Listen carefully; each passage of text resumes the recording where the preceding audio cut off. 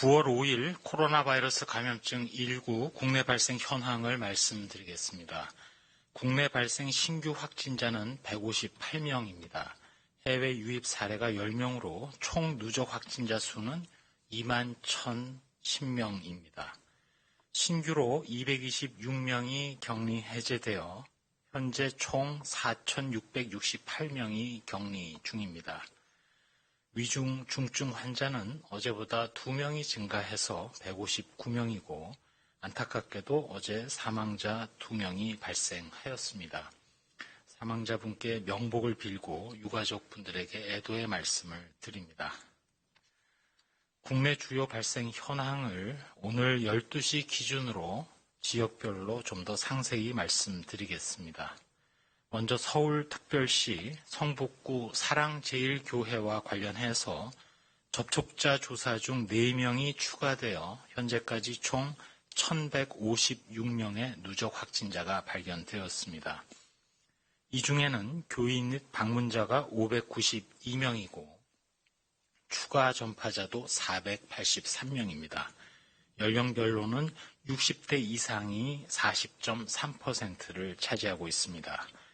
다음으로 지난 8월 15일 서울 도심 집회와 관련하여 37명이 추가 확진됨으로써 현재까지 총 510명의 누적 확진자가 발견되었습니다. 이 중에는 추가 전파자가 239명이고 수도권이 254명인데 비해서 비수도권이 256명으로 더 많은 상황입니다. 특별히 역학조사 결과 대구 북구 동충하초 사업 설명회와 관련해서 총 30명의 누적 확진자가 확인되었는데 역학조사 결과 관련성이 확인되었고 현재 감염 경로 및 접촉자에 대한 조사를 추가로 진행하고 있습니다. 다음으로 동작구 진흥글로벌과 관련하여 접촉자 조사 중 3명이 추가되어 총 39명이 확인되었습니다. 송파구에 소재한 서울 아산병원과 관련해서 접촉자 조사 중 1명이 추가되어 총 7명이 확인되었고 송파구 쿠팡 송파 2캠프와 관련하여 2명이 추가로 확진됨으로써 총 3명의 환자가 발견되었습니다. 다음으로 경기도 화성에 소재한 한림대 동탄성심병원과 관련해서 9월 2일 첫 확진자 발생 후 접촉자 조사 과정에서 1명이 추가되어 현재 2명의 확진자가 발견되었고 조사를 진행하고 있습니다.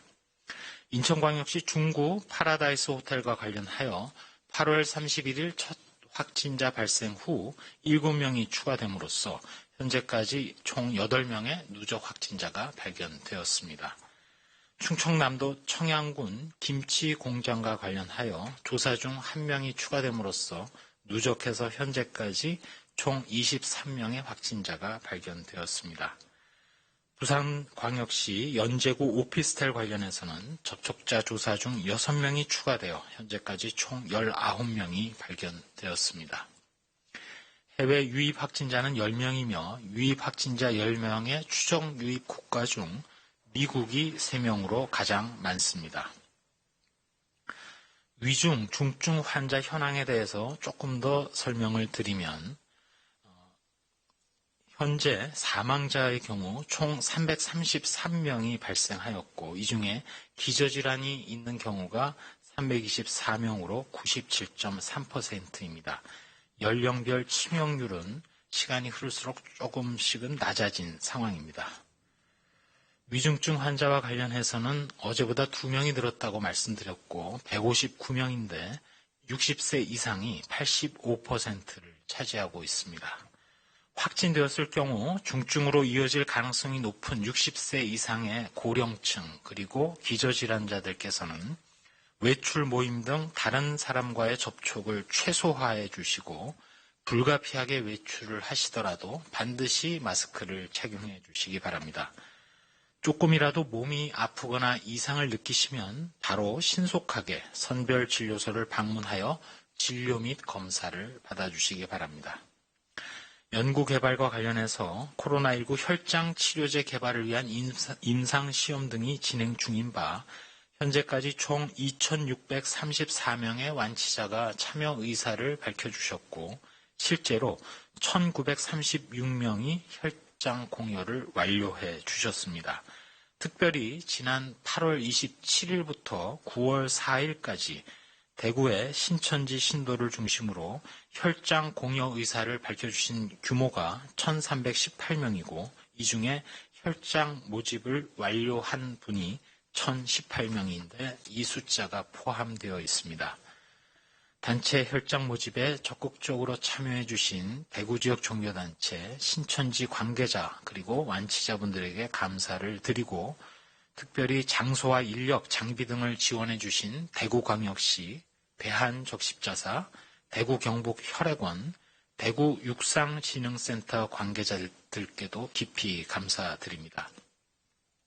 특히 그동안은 4개의 의료기관에 제한되었던 혈장 공여 장소를 확대하여 지난 8월 24일부터는 수도권 및 강원 지역에 21개 적십자사나 헌혈의 집에서 혈장 공여가 이루어지고 있고 9월 7일부터는 충청권, 경상권, 전라권, 제주 지역 총 25개의 헌혈의 집에서도 혈장 공여가 가능함을 말씀드립니다.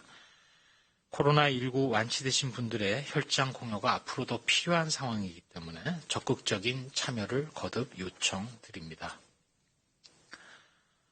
생활방역과 관련해서 행정안전부에서 운영하고 계신 안전신문고의 신고된 사례 중에서 특별히 주말을 맞아서 사례를 하나 말씀드리겠습니다.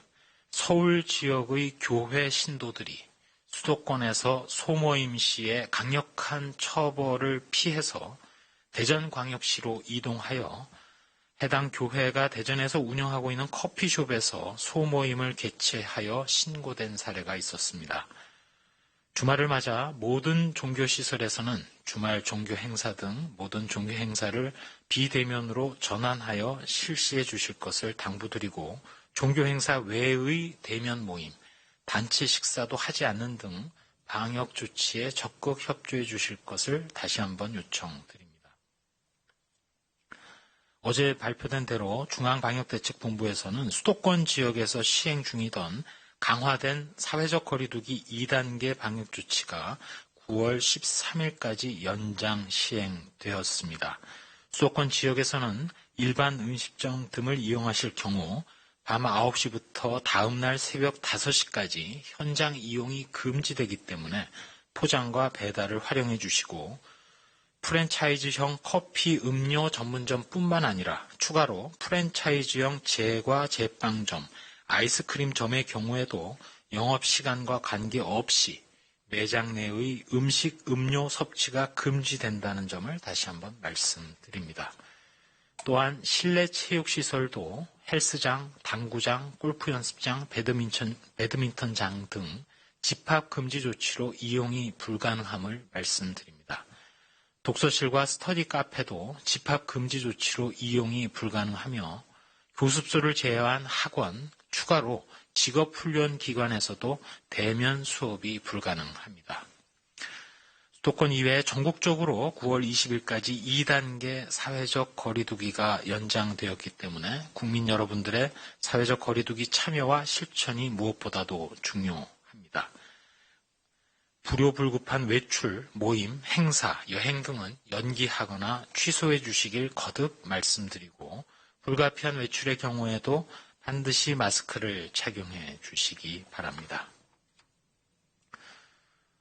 마지막으로 한 말씀 올리겠습니다.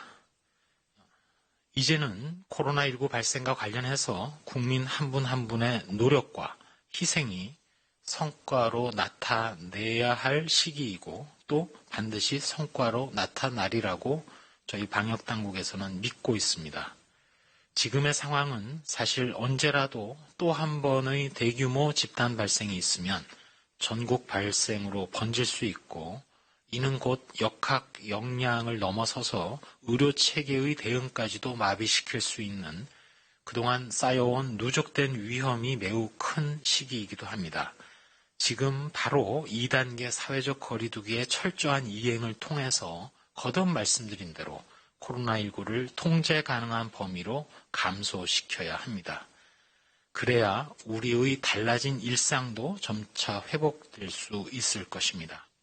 저희 방역당국에서는 곧 대규모 인플루엔자 접종을 시작하는 등 대응에 나서면서 그렇지만 환절기 호흡기 질환이 유행하기 좋고 또 본격적인 동절기에 접어들게 되면 코로나19 대응에 더욱 불리한 여건이 예견됩니다. 이미 봉쇄를 풀고 전면적인 일상 복귀를 추진했던 유럽이 사실상 큰 규모의 2차 유행으로 접어드는 상황을 반드시 반면 교사로 참고해야 하겠습니다. 다만 오늘의 상황을 잠시 말씀드리면 긍정적으로 평가할 지점들이 많이 있습니다. 우선 첫 번째로 무엇보다도 전체적인 발생 규모는 줄어들었고 두 번째로 미분류 규모와 비율이 감소했습니다. 세 번째로는 중증 환자의 발생 규모도 증가세가 느려졌고 또한 자가격리자의 규모도 감소세입니다. 특별히 우리 의료진들의 헌신적인 노력으로 아직까지 낮은 사망률을 유지하고 있기도 합니다. 다만 국민 여러분들의 적극적인 거리두기로 간신히 억제되는 지금 상황에서는 집단 발병을 막기 위한 대인 접촉, 모임 자제를 유지하면서 위험의 크기를 더더욱 크게 줄여놔야 합니다. 점점 대응에 불리한 시기가 오고 있다고 말씀을 드렸고 그 전에 안정적인 방역망 내에서 상황 관리가 가능하도록 해두어야 하겠습니다. 앞으로도 확산 그리고 억제가 번갈아 발생할 장기전이 된 코로나19 대응에서 언젠가는 불가피하게 3단계 거리두기가 시행될 수도 있겠지만 그 상황은 최후의 수단이 되어야 합니다. 이번에 강화된 2단계로도 만약 코로나19의 위험 상황을 억제할 수 있다면 그리고 유행을 통제할 수 있다면 그것은 우리 사회가 경험하는 대단히 중요한 경험이 됩니다.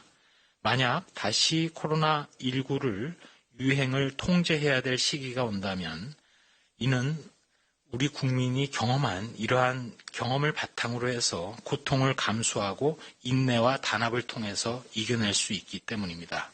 이번에 만약 좋은 결과가 나타난다면 그것은 국민 모두의 자산입니다. 그 누구도 이러한 노력을 함부로 위태롭게 하거나 폄훼할 수도 없고 또 그래서도 안 되겠습니다. 방역 실무자로서는 생계가 걸린 필수 활동을 최우선으로 점차 회복시키고 환자가 많이 발생했던 비필수 환경, 시설, 장소에 대해서는 계속 거리두기로 가는 것이 안전하지 않을까 하는 판단을 해봅니다. 방역이 지속 가능하려면 우리 사회도 지속 가능해야 됩니다. 자영업자나 소상공인 등 하루하루가 중요한 분들에게 계속 장기간의 희생을 강요하기는 힘들고 코로나19의 유행을 줄이고 또 달라진 일생의 회복을 위해서도 이번 주말에 더욱 거리두기와 마스크 착용에 최선을 다해 주시기 바랍니다. 계속 염두해 주시고 실천해 주십시오. 이상입니다.